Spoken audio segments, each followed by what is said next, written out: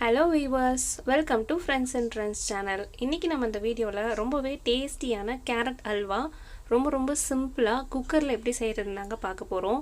அதுக்கு ஒரு குக்கர் எடுத்து கேஸ்ல வச்சு ஆன் பண்ணிக்கலாம். குக்கர் நல்லா சூடானதும் அதுல 1/2 கிலோ அளவுக்கு துருவின கேரட் ஆட் பண்ணிக்கலாம். கேரட் ஆட் பண்ணிட்டு அது கூடவே ஒரு 4 டேபிள்ஸ்பூன் நெய் ஆட் பண்ணிக்கோங்க. நம்ம திருப்பி நட்ஸ் எல்லாம் நெய்யில் வறுத்து திருப்பி நெய் ஆட் பண்ணுவோம். ஸோ 4 டேபிள்ஸ்பூன் இப்போ ஸ்டார்டிங்கில் ஆட் பண்ணால் போதும். நெய்லேயே நல்லா பரட்டி விட்டுக்கலாம். கேரட்டை கொஞ்சம் நெய்லேயே வதங்கட்டும். இந்த மாதிரி குக்கரில் கேரட் அல்வா செய்கிறது ரொம்ப ஈஸியான மெத்தட்.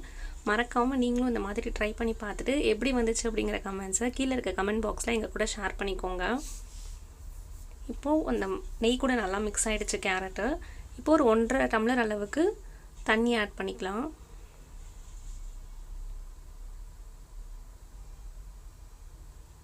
ரொம்ப ஆட் பண்ண வேண்டாம் தண்ணி, ஏன்னா நம்ம பால் ஆட் பண்ண போகிறோம். ஸோ 1.5 டம்ளர் ஆட் பண்ணி வேக விட்டுக்கலாம்.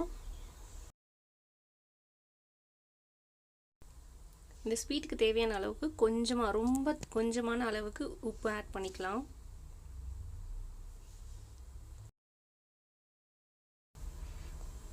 உப்பு ஆட் பண்ணிவிட்டு நல்லா மிக்ஸ் பண்ணி விட்டுட்டு நம்ம குக்கர் மூடி போட்டு மீடியம் ஃப்ளேமில் வச்சு ஒரு 3 விசில் விட்டுக்கலாம். கேரட் நல்லா வெந்து வந்திருக்கும். இப்போ நல்லா 3 விசில் வந்துடுச்சு. ஓப்பன் பண்ணி பார்த்துடலாம் எப்படி வெந்திருக்கு அப்படின்னு சொல்லிட்டு. இங்கே பாருங்கள், நல்லா வெந்து வந்திருக்கு கேரட்டு.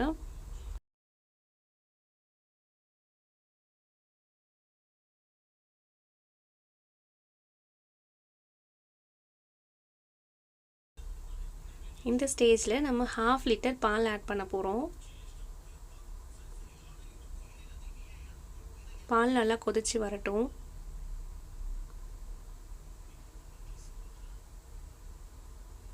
இப்போ பார்க்குறதுக்கு கொஞ்சம் தண்ணியாக இருக்க மாதிரி தான் இருக்கும். ஆனால் நம்ம அடுப்புலேயே மீடியம் ஃப்ளேம்லேயே வச்சுருக்கும் போது அது நல்லா நமக்கு பாலெல்லாம் வற்றி நல்லா ட்ரையாக ஹல்வா மாதிரியே கிடச்சிரும். பாருங்கள், நல்லா கொதிச்சு வந்துக்கிட்டு இருக்கு. கேரட்டும் பாலும் நல்லா மிக்ஸ் ஆகி அந்த பால்லையே கேரட் நல்லா வெந்துக்கிட்டு இப்போ நம்ம வந்து தனியாக நட்ஸ் எல்லாம் ரோஸ்ட் பண்ண ஆரம்பிச்சிடலாம். ஒரு சின்ன கடாயில் நான் நெய்யை சூடு பண்ணி வச்சுருக்கேன். அதில் முந்திரி, கிஸ்மிஸ் பழம், பிஸ்தா பருப்பு இதெல்லாம் பொடியாக நான் உடைச்சி போட்டிருக்கேன். நீங்கள் இன்னும் பொடியாக வேணும்னாலும் உடைச்சி ஆட் பண்ணிக்கோங்க. இப்போ நெய் நல்லா சூடாகிடுச்சு. அதில் வந்து முந்திரி பருப்பு போட்டு நல்லா ரோஸ்ட் பண்ணிவிட்டு அது கூடவே நம்ம பிஸ்தாவும் அந்த கிஸ்மிஸ் பழத்தையும் சேர்த்து ரோஸ்ட் பண்ணிக்கலாம். இந்தளவுக்கு நெய் ஆட் பண்ணால் தான் அந்த ஹல்வா வந்து நல்லா டேஸ்ட்டாக இருக்கும். இந்த மாதிரி ரோஸ்ட் பண்ணிவிட்டு அதையும் நம்ம அந்த அல்வாலேயே சேர்த்துடலாம், குக்கர்லேயே சேர்த்துடலாம். இப்போது அது கூட நான் 1 கப் சுகர் ஆட் பண்ணியிருக்கேன். நீங்கள் சுகர் ரொம்ப பிடிக்காது, ஸ்வீட் ரொம்ப விரும்பி சாப்பிட மாட்டீங்க அப்படின்னா 3/4 கப்பு அளவுக்கு சுகரே கரெக்டாக இருக்கும். ஆனால் எங்கள் வீட்டில் எல்லாருமே ரொம்ப ஸ்வீட்டை ரொம்ப விரும்பி சாப்பிட்றவங்க, ஸ்வீட் பிரியர்கள்னு சொல்லலாம். அதனால நான் ஒரு 1 கப் எடுத்திருக்கேன். சுகர் ஆட் பண்ணதுக்கப்புறம் இன்னும் திருப்பி கொஞ்சம் தண்ணியாகும். பக்கத்துலேயே நின்று கைவிடாமல் நல்லா கிளறி விட்டுக்கிட்டே இருங்க. அப்போ தான் அடி பிடிக்காமல் இருக்கும். பாருங்கள், இந்த மாதிரி நல்லா கிளறி விடுங்க. நம்மளோட கேரட் அல்வா ஆல்மோஸ்ட் ரெடி ஆகிடுச்சு. நீங்கள் எங்கள் சேனலில் இதுதான் ஃபஸ்ட் டைம் பார்க்குறீங்க அப்படின்னா மறக்காமல் எங்கள் சேனலை லைக் பண்ணுங்கள், ஷேர் பண்ணுங்கள், சப்ஸ்கிரைப் பண்ணுங்கள். கூடவே சைடில் இருக்க பெல் ஐக்கானையும் கிளிக் பண்ணிக்கோங்க. அப்போ தான் நாங்கள் அடுத்தடுத்து போடுற வீடியோட நோட்டிஃபிகேஷன் உங்களுக்கு முதலாக வரும்.